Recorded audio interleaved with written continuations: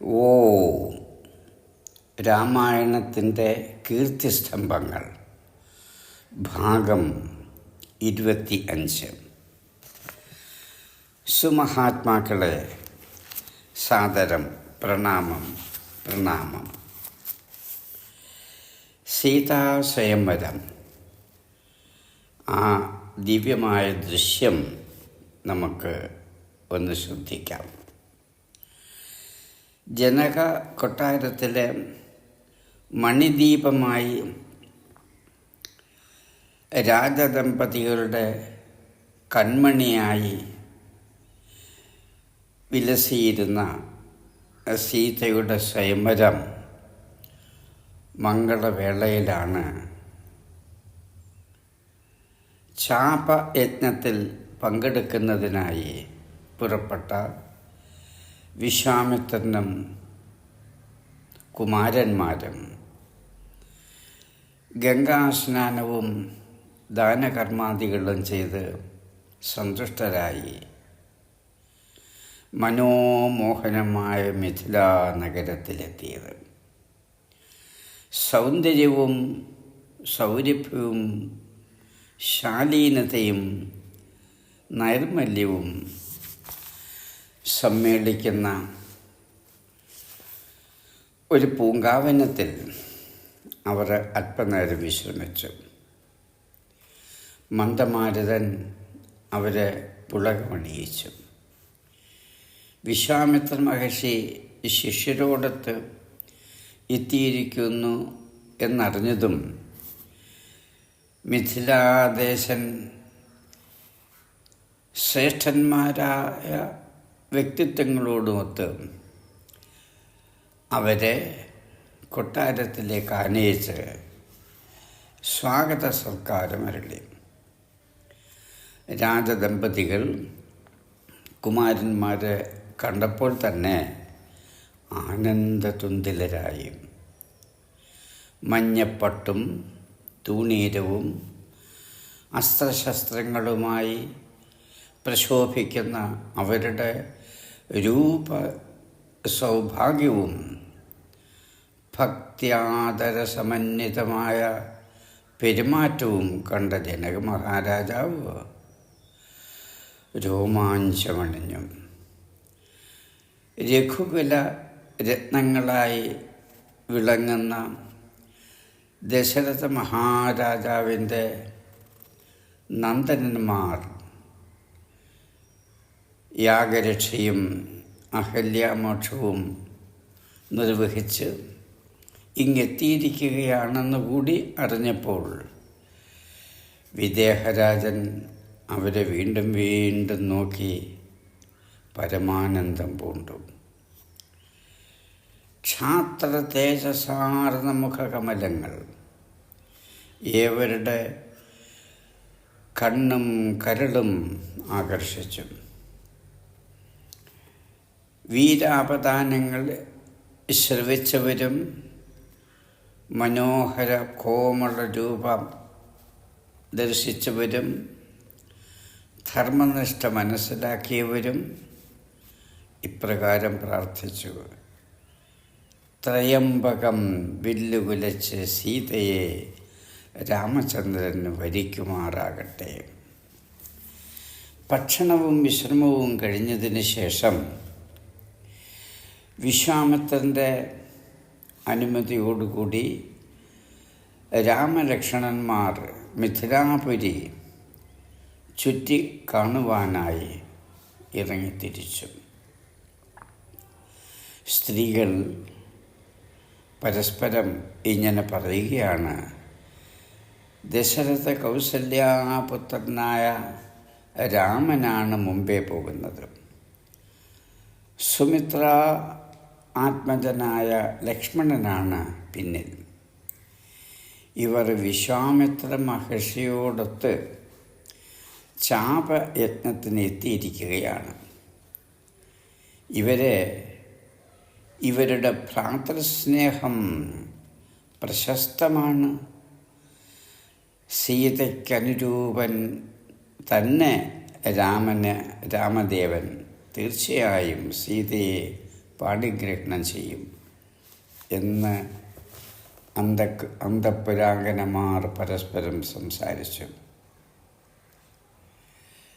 ആത്മഭാവങ്ങളെ രാമ ലക്ഷ്മണന്മാർ മാർഗമധ്യേ കിട്ടിയ കൂട്ടുകാരെ അവരോടൊത്ത് ചാപയജ്ഞത്തിന് സജ്ജമാക്കിയ ശാലയും വേദിയും അതിഥികൾക്കിരിക്കുവാനുള്ള വിശിഷ്ടാസനങ്ങളും കണ്ട് സാമോദം ആചാരസന്നിധിയിൽ തിരിച്ചെത്തി. പൂങ്കോഴിയുടെ കൂവൽ കേട്ടുണർന്ന് കുമാരന്മാർ നിത്യകർമ്മങ്ങൾക്ക് ശേഷം മഹർഷിയെ വന്ദിച്ച് പൂങ്കാവനത്തിൽ പുഷ്പങ്ങൾ അടർത്തിക്കൊണ്ടിരുന്ന സമയത്ത് ഗിരിജാക്ഷേത്രത്തിൽ സീതയും സഹോദരിമാരും സഖിമാരോടൊത്ത് പൂജാസാമഗ്രികളുമായി എത്തി. സഖിമാർ പൂ അറുത്ത് കൊണ്ടിരിക്കുന്ന രാമലക്ഷ്മണന്മാരുടെ വംശമാഹാത്മ്യവും സ്വഭാവ വൈശിഷ്ട്യവും സീതയെ ധരിപ്പിക്കുകയും ആ കോമളരൂപന്മാരെ കാണിച്ച് കൊടുക്കുകയും ചെയ്തു. രാമദർശനത്താൽ പുളകം പൂണ്ട സീത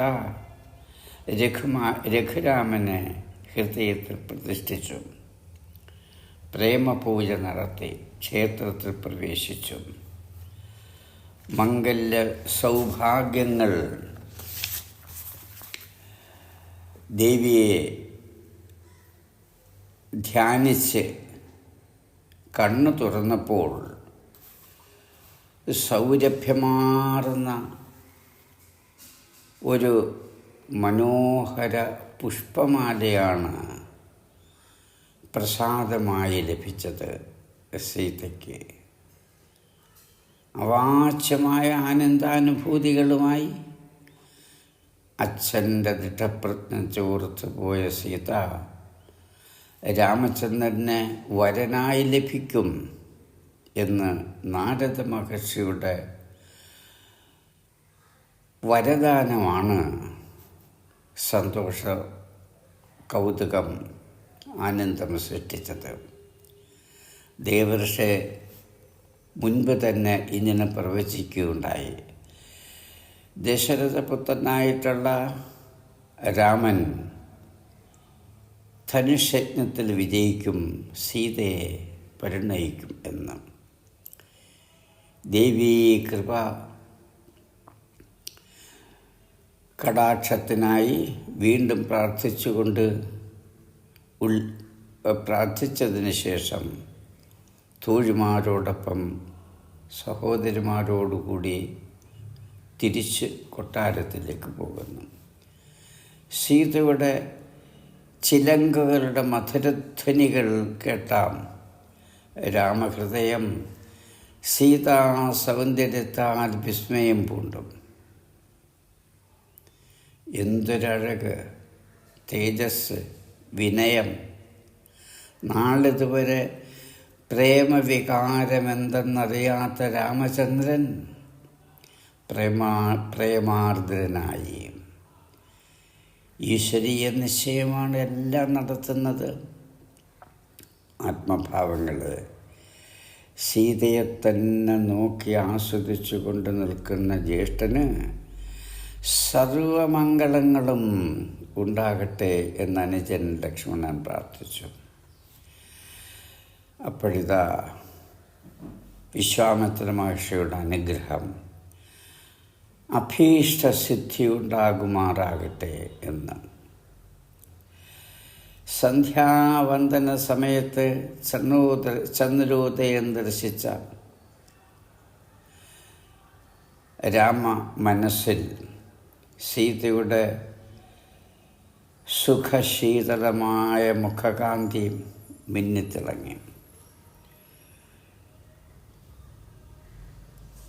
അവിടെ എത്തിയ ശതാനന്ദ ഗുരു മഹർഷിയെയും രാമലക്ഷ്മണന്മാരെയും യാഗശാലയിലേക്ക് ആനയിച്ചു. വേദമന്ത്രോച്ചാരണങ്ങൾ മുഴങ്ങുന്നു. ആ രാജസദസ്സിൽ രാജകീയ പ്രൗഢിയോടെ വിലസുന്ന രാജകുമാരന്മാരുടെ ശ്രദ്ധയെ ആകർഷിച്ചുകൊണ്ട് യജ്ഞശാലയിലെത്തി. തോളിൽ അസ്ത്രാസ്ത്രങ്ങൾ, മാറിൽ യജ്ഞോപവീതം, തുളസിമാല, മുത്തുമാല, അരയിൽ മഞ്ഞപ്പട്ടം. അങ്ങനെ അതുല്യ തേജസ്സോടെ വിളങ്ങുന്ന രാമലക്ഷ്മണന്മാർ. വിശ്വാമിത്ര മഹർഷി എല്ലാവരെയും പരിചയപ്പെടുത്തുന്നു. രാമൻ്റെ ശ്യാമള കോമള രൂപവും ശാന്തഗംഭീരഭാവവും സമ്മേളിക്കുന്ന ആകാരസൗഷ്ഠവം ദർശിച്ച സദസ്യർ അവരുടെ മനസ്ഥിതിക്കനുസരിച്ച് ആ കോമളകുമാരന്മാരെ വാഴ്ത്തി.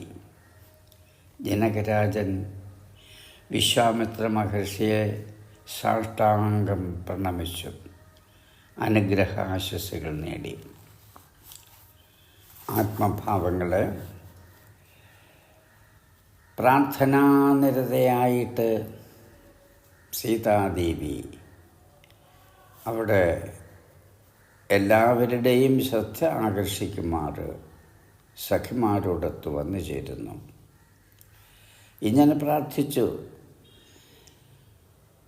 തൻ്റെ ആത്മനാഥനായിട്ട് രാമൻ തന്നെ വരട്ടെയെന്ന്, സ്വീകരിക്കട്ടെയെന്ന്. സഖിമാരോടൊത്ത് സർവാലങ്കാര വിഭൂഷിതയായി മൈഥിലി വരണമാല്യവുമായി യാഗശാലയിലെത്തിയപ്പോൾ സദസാകെ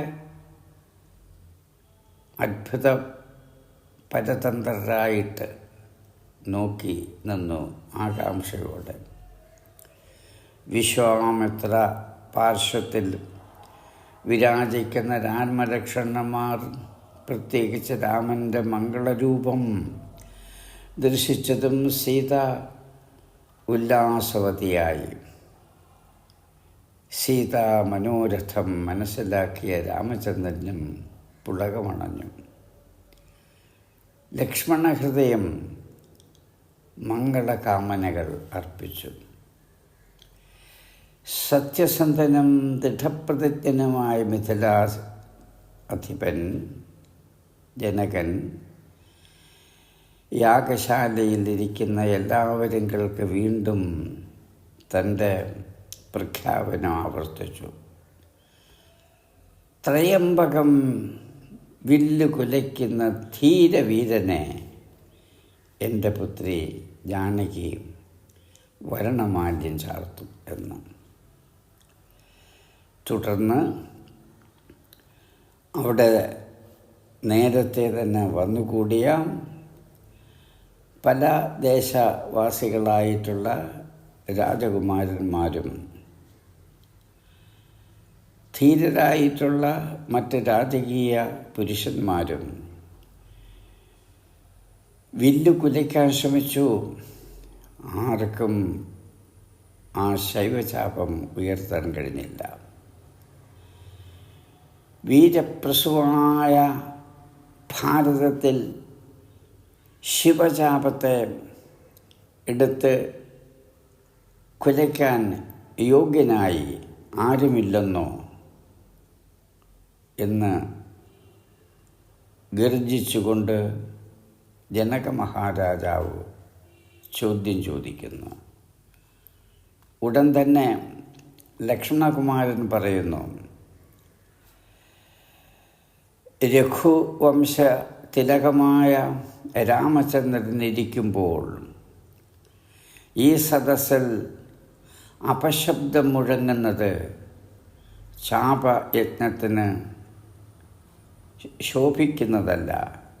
എൻ്റെ ജ്യേഷ്ഠൻ രാമൻ, ദശരഥനന്ദനൻ തയ്യാറാണ് ആ വില്ല് കുലയ്ക്കുന്നതിന്.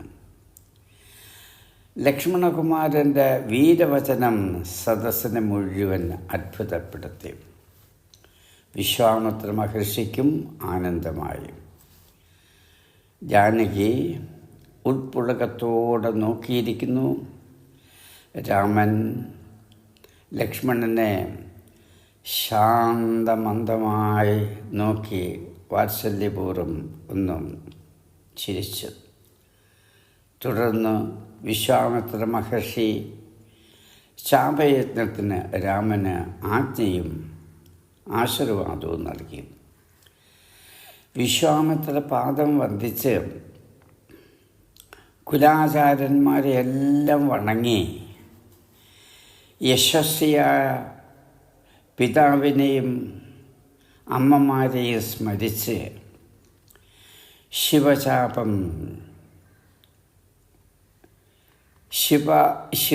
ശിവശാപവേദിയെ സമീപിച്ചു.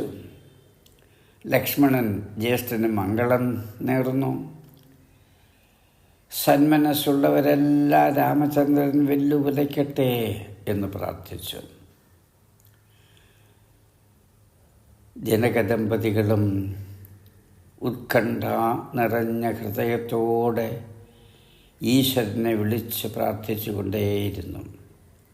സീതയാകട്ടെ ദീനബന്ധുവായ ഭഗവാനെ തന്നെ ശരണം പ്രാപിച്ചു.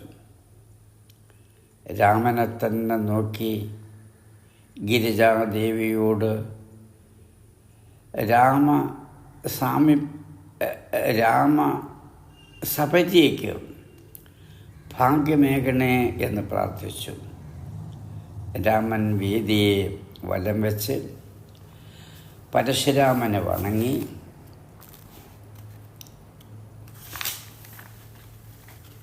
ധ്യാനിച്ച് വില്ല് പൊക്കിയെടുത്തു. ചാപം രണ്ടായി പൊട്ടിയ ശബ്ദം സദസ്സിനെ ഞെട്ടിച്ചു കളഞ്ഞു. യാഗശാലയിലാകെ ദിവ്യമായ പ്രകാശം പ്രസരിച്ചു. ലക്ഷ്മണൻ ആവേശഭരിതനായി തുള്ളിച്ചാടി. മംഗളാത്മാവായ രാമൻ്റെ ധർമ്മപത്നി ആകുവാനുള്ള സൗഭാഗ്യത്തിൽ സീത പുളകിതഗാത്രിയായി. ഗുരുജനങ്ങളുടെ ഹൃദയത്തിൽ തികഞ്ഞ ചാരിതാർത്ഥ്യവും ഉണ്ടായി. വിദേഹ രാജനും സുനയനാദേവിയും പ്രതിജ്ഞാ നിർവഹണത്തിനായി സാഭിമാനം കൊണ്ട് സന്തോഷ അശ്രുക്കൾ വർഷിച്ചുകൊണ്ട് നിൽക്കുന്നു. ശതാനന്ദ ഗുരുവിൻ്റെ നിർദ്ദേശത്താൽ ശംഖനാദം മുഴങ്ങി. മംഗളവാദ്യങ്ങളും ഗീതങ്ങളും അവിടെ മുഴങ്ങിക്കേട്ടു. സീത വരണമാല്യമേന്തി രാമൻ്റെ അടുത്തേക്ക് മന്ദം വന്നു. എല്ലാവരും ആ രോമഹർഷകമായ ദൃശ്യം വീക്ഷിച്ചുകൊണ്ടേ നിന്നു. ശതാനന്ദൻ്റെ കാർമ്മികത്വത്തിൽ രാമനെ സീതയും സീതയെ രാമനും വരണമാല്യം ചാർത്തി വേദിയെ പ്രദക്ഷിണം വെപ്പിച്ചു. അഹല്യാമോക്ഷം നൽകിയ രാമപാദങ്ങളെ സീത വിറയാർന്ന കൈകളോട് തൊട്ടു വന്ദിച്ചു. രാമൻ രാഗാർദ്രമായ ദൃഷ്ടികളോട് മൃദുഹാസം തൂക്കി ആശീർവദിച്ചപ്പോൾ പ്രിയപ്പെട്ടവരുടെ ഹൃദയങ്ങളെല്ലാം ഒന്നായി. ആനന്ദ അതിരേകത്താൽ എല്ലാവരും പുളകഭൂഷിതരായി മാറുന്നുണ്ട്. അങ്ങനെ ആ ശുഭവേളയിൽ രാമ-സീത സ്വയംവരം നടന്നു. തുടർന്നുള്ള എല്ലാ കാര്യങ്ങൾക്കുമായിട്ട് ദശരഥാദികളെ ജനകപുരിയിലേക്ക് എത്തിക്കുന്നതിനും